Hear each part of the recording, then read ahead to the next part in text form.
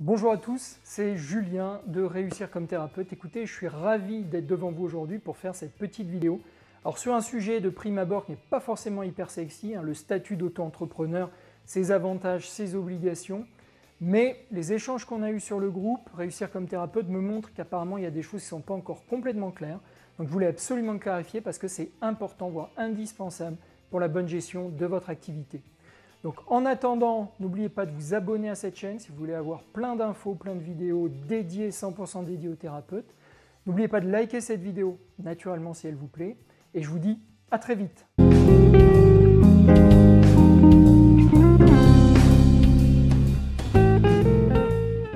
Alors tout d'abord, commençons par parler de ce statut. C'est évidemment, naturellement, le statut qui est le plus adapté pour votre activité en tant que thérapeute. Il a été créé spécifiquement pour faciliter la vie des entrepreneurs et objectivement, honnêtement, c'est réellement le cas. Les procédures de création sont extrêmement simplifiées, vous pouvez obtenir un cabis très rapidement, tout peut se faire aujourd'hui en ligne, les sites ont vraiment progressé, les téléprocédures sont là, ça fonctionne plutôt bien, donc c'est vraiment le statut parfaitement adapté. L'autre intérêt, l'autre avantage, c'est que c'est un statut qui va vraiment dépendre du niveau de votre activité. C'est-à-dire que si vous faites zéro de chiffre d'affaires, comme certains qui veulent se lancer dans cette activité, qui s'y matriculent et qui pour des raisons soit de procrastination, soit d'événements de vie changent un petit peu leur plan, eh bien zéro de chiffre d'affaires, zéro de taxation d'imposition. Donc ça c'est quand même hyper important. Donc on a parlé de la simplicité des procédures et de la création. Vous avez cette proportionnalité par rapport au chiffre d'affaires et vous avez aussi des choses aussi sympathique que le fait que vous n'ayez pas, en tant que micro-entreprise, auto-entreprise, de comptabilité à tenir. Donc ça, c'est quand même absolument génial. Vous n'avez pas à passer par un comptable, avoir de compta un petit peu complexe à déposer. Vous avez quand même des obligations, comme tenir un cahier de vos entrées et de vos dépenses, conserver absolument les justificatifs, mais vous n'êtes pas dans une procédure lourde, complexe de gestion et de tenue de comptabilité à proprement parler. Ok ?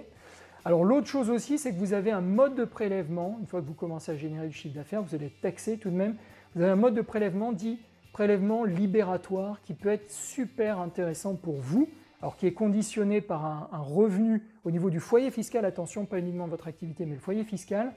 Et ce prélèvement libératoire, qu'est-ce qu'il va vous permettre?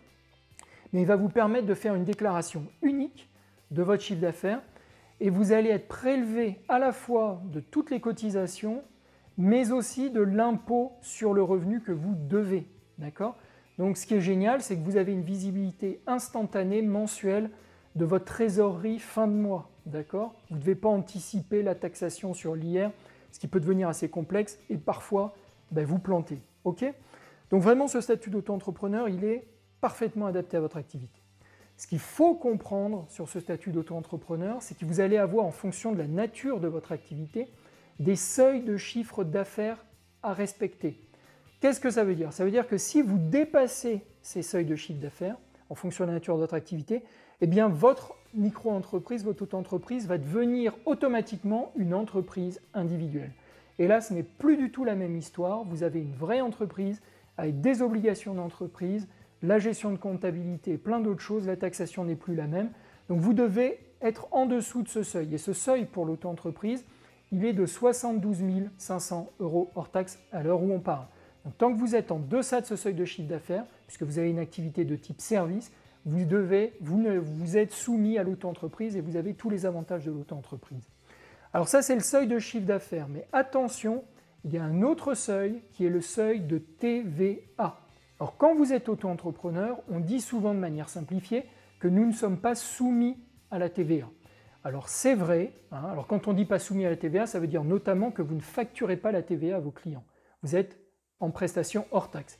Par contre, attention, vous avez tout de même un seuil, là aussi, de TVA à ne pas dépasser et qui n'est pas le même du tout que le seuil de chiffre d'affaires. Alors il y a une exception à ça, qui sont les psychologues. Il y a une sorte de cadeau fiscal qui a été fait à la profession de psychologue qui fait que eux n'ont pas de seuil par rapport à la TVA. Ils restent exonérés de TVA, quel que soit le chiffre d'affaires qu'ils dégagent. Par contre, pour les autres thérapeutes, le seuil de TVA est de 33 500 € hors taxe. Alors il y a une petite marge, mais globalement, c'est le montant que vous devez avoir en tête. Ça veut dire quoi? Ça veut dire qu'en deçà, pas de TVA, vous ne facturez pas de TVA, vous n'en récupérez pas. Vous franchissez ce seuil de 33 500, vous devenez soumis à la TVA.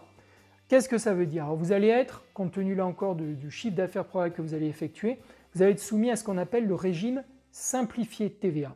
Ça veut dire que vous allez avoir 2 acomptes semestriels à régler, d'accord, basés sur une estimation qui doit être quand même assez crédible.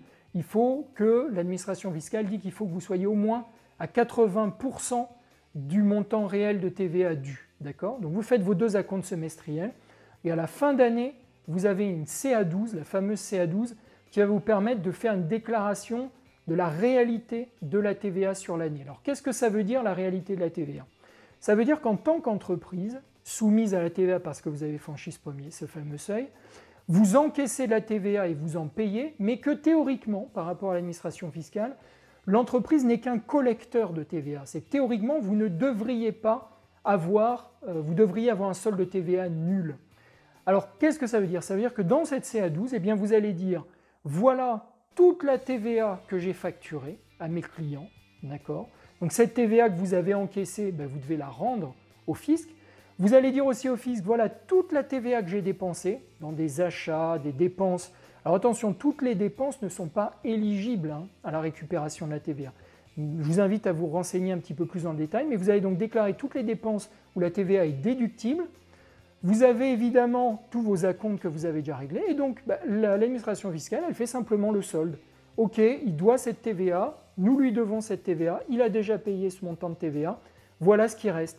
Et ce qui reste, c'est soit un chèque que l'administration fiscale vous fait, soit c'est à vous de payer un excédent de TVA à l'administration fiscale. C'est ça la finalité de cette fameuse CA12, qui va ensuite avoir un impact les années suivantes sur les acomptes de TVA que vous allez payer semestriellement. L'autre point important, c'est, et c'est revenu sur le groupe, c'est le cumul d'activités. Très souvent, les thérapeutes, vous faites du cabinet, donc des séances individuelles de thérapie, et vous avez une autre activité qui peut être par exemple de la formation, dans la plupart des cas de la formation ou de l'animation d'ateliers. Alors honnêtement, ne vous prenez pas plus la tête que ça. La plupart des temps, ces activités sont relativement anecdotiques par rapport à votre activité de cabinet, donc vous n'avez pas particulièrement de déclaration à faire. D'autant que ces activités sont de la même nature, on est toujours dans du service, toujours dans la profession entre guillemets libérale, donc ça ne change rien à votre gestion et à votre imposition. Par contre, il peut arriver, par exemple, prenons le cas d'un naturopathe qui fasse des séances et qui veuille vendre, par exemple, ces fameuses petites huiles essentielles, eh bien là, on est dans du commerce. Donc là, on n'est plus dans la même nature d'activité, donc les seuils de chiffre d'affaires ne sont plus les mêmes. Vous devez déclarer ces activités fiscalement séparément et vous avez des taux d'imposition et des seuils donc différents. Donc, dans ces cas-là, vous devez très clairement faire une déclaration d'activité, l'activité principale étant celle qui génère le plus de chiffre d'affaires. Et comme je vous l'ai dit, fiscalement, il faudra vraiment faire des déclarations séparées parce qu'on ne met pas dans les mêmes cases, tout simplement, ces déclarations fiscales.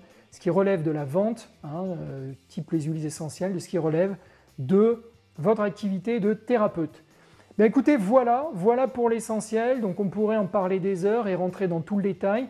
Ceux qui ont des questions spécifiques, n'hésitent pas à me contacter en privé.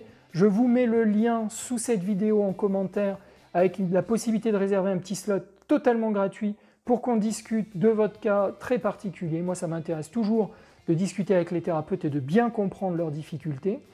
Vous, là encore, vous abonnez à la chaîne pour avoir plein d'infos précises et bienveillantes sur l'activité de thérapeute. Vous likez cette vidéo si elle vous a plu et je vous dis à très vite.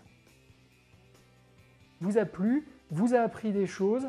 C'est vraiment moi la mission que je me suis fixée, d'aider, d'accompagner les thérapeutes pour qu'ils puissent réussir le mieux possible leur activité pour le plus grand bénéfice au final des patients. Je vous invite, si vous avez des questions spécifiques, à réserver un petit slot là, pour qu'on puisse discuter en privé. Donc, je vous mets le lien en commentaire de cette vidéo, c'est totalement gratuit. On ne va pas passer des heures, c'est un petit échange, 15 minutes, une demi-heure, qui va nous permettre de discuter, de voir un petit peu quelles sont les difficultés auxquelles vous êtes confrontés. C'est une information précieuse pour moi. Je vous invite aussi à vous abonner encore une fois à la chaîne si ça vous a plu, si vous voulez d'autres contenus de ce type. Likez cette vidéo et rejoindre la communauté Facebook des thérapeutes motivés pour réussir leur activité. Le lien, là aussi, est en commentaire de la vidéo. Je vous dis à très vite les amis.